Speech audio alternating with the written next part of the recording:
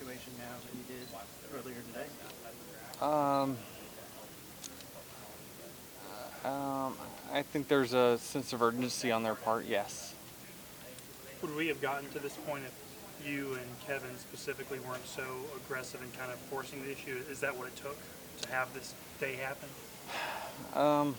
Maybe. I mean, certainly, I think it helped in that aspect. I mean, it certainly, it probably helped the situation, the urgency that got behind, the momentum that we got on that right now, for sure. What do you think of Byron's penalty being revised and getting his points back? Yeah, it was fortunate for him, unfortunate for me. And do you feel it was the proper decision? NASCAR made their decision, and it's just 3 guys that said that it was different. It was interesting that they raised the fine but took the points away. I'm super interesting, for sure. Has the new fine that come out muzzled you, because this isn't the traditional talkative Denny we've seen the last few weeks?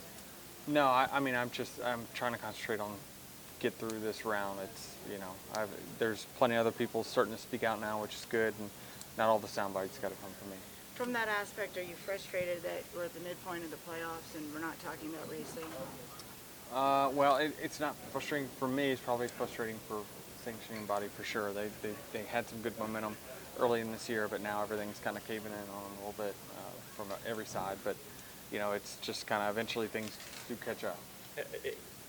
Teams, NASCAR kept talking about communication, and the drivers talk about better communication. It's one thing to say, but how does this actually happen? I mean, it's a great soundbite. It's a great thing that everybody feels good about today, but what has to happen for that communication to continue so you don't have to resort to things like you did recently? Yeah, at this point, I feel like I've said everything I could on the safety side. I wouldn't change anything, but ultimately now we just wait on their results, and certainly we heard what they said they're going to do.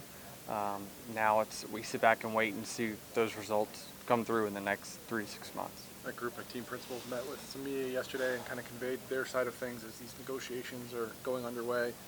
Your thoughts on what they said and what they conveyed to the public? Well, my team fully supports what the TNC said verbally to the media. Obviously, they're the ones doing the negotiations, and they felt like they've reached a point where they needed to go to the media. So it's, my team supports them.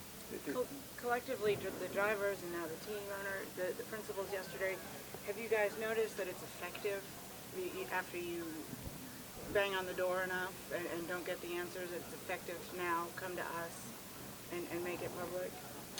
Yeah, I mean, listen, the media is a powerful tool. We've known it for a long time that a lot of the formats and the things that we have in our playoffs today is because what I think they read on social media, and so certainly I believe they're heavily influenced by it, and so sometimes you can use that for good as well. If it helps us advance safety in a more urgent fashion, I think it's a good thing. If it helps get the team owners in the NASCAR in a better place, then so be it as well. So Kurt here, is there any more update on him, or is there still a chance he could race this season, or is that out? Yeah, I think he went to the doctor last week, and I think we're going to have an update from him in the next handful of days, and probably we'll have something next weekend. He seemed to be an asset to you. He was bouncing from you to Kyle to Bubba. Mm-hmm. I mean, how do you see his role, out of the car in the future? I mean, there's been talk that he might take on a competition role eventually, down the road for 2311. Yeah, we want him to be a part of our team and helping us out. I talked to him a little bit today. He's just giving us some observations, and certainly he's an asset to our team. He helped grow that 45 car and get it in the playoffs. So we want to keep him. Toyota wants to keep him, and I'm sure he'll have a meaningful position long after his driving career is over, whenever that is. Would you want Kurt to race this year, even if he gets cleared? Would you want that? I'm up for whatever. We kind of, certainly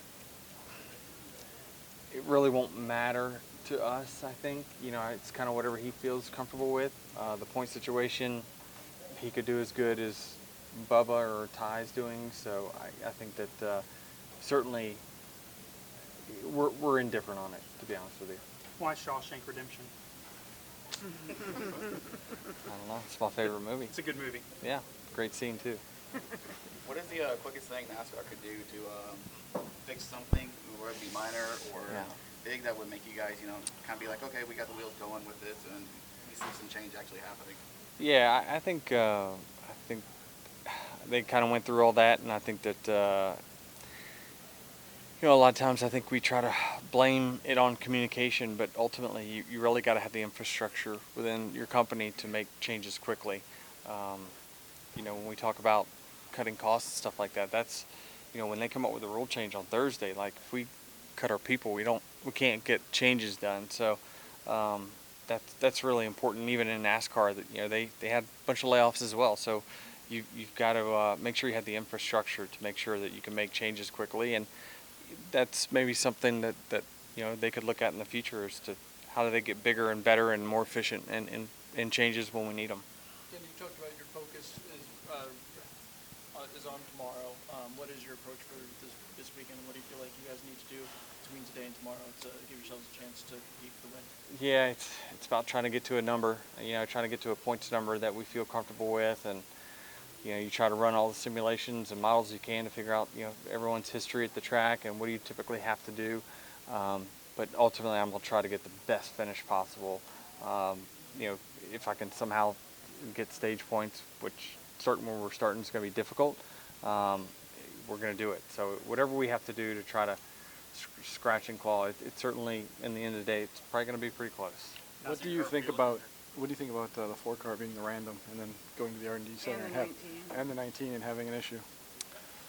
Yeah, I mean, I don't know specifically about what it was, so I don't, as far as being the random or being the random again, I'm not really sure. Is it coincidental? Yes, but who knows, right? I mean, I don't know what the process is of being a random. Certainly, when we got, busted at Pocono, we were transparent because it was so obvious that what are we doing here? Even when the rat pulls back and the crew chief says, what the hell's that? Then there's a problem. So, we don't know, if there's something wrong, they have to continue to police it like they have all year, because the minute they kind of let one thing start to slide, we end up building a whole department around how we're going to make that part better. Do you think the 11's going to be a random here soon? No, I do not. Are they checking air pressures, tire pressures yet? Yeah, not that I know of. I know back in the day when they did that, when I came in the sport in 2005, I think that was during the levigation times at Charlotte, they had a lot more officials on pit road. Yeah. I think they cut back their staff enough that I'm not sure that's possible. But maybe it is, but I'm not sure. Yeah. Do we need more suppliers to expedite the improvements that they're proposing? I'm not sure. I mean, certainly when you have a single source supplier, everything revolves around them. And what happens when they have someone out with COVID, or they have a workforce layoff, or they're not paying enough so people quit? It makes it tough when you have a single source. You're putting all your eggs in one basket. But I think they have contracts for those guys, and so I'm not sure how flexible they could be. But certainly, if you could have different avenues, it would be good. But then you would have quality control issues, is that maybe one's better than the other. So it's a slippery slope for sure. How do your car feel compared to other road course races this year? It's just as bad. Now, with you guys, obviously in Trackhouse as an outside investor in Pitbull, you guys have Michael Jordan. When it comes to stuff like safety and everything and the cost of everything, do those guys have any sort of insight say to NASCAR or anything about that? What's going on? No, I mean, Michael doesn't get into that side of it for sure. He kind of leans on myself and to lean on our competition people on stuff like that. So I don't really, from our side, listen, I doubt Pitbull even knows, what's going on. Michael probably knows half of what's going on. So I'm not really sure those guys, really are an influence anyway, one way or another. Jared Haas with Frontstretch.com. Make sure to hit that subscribe button. Also, check one of those 2 videos out that we have right beside you. Visit Frontstretch.com for more great content.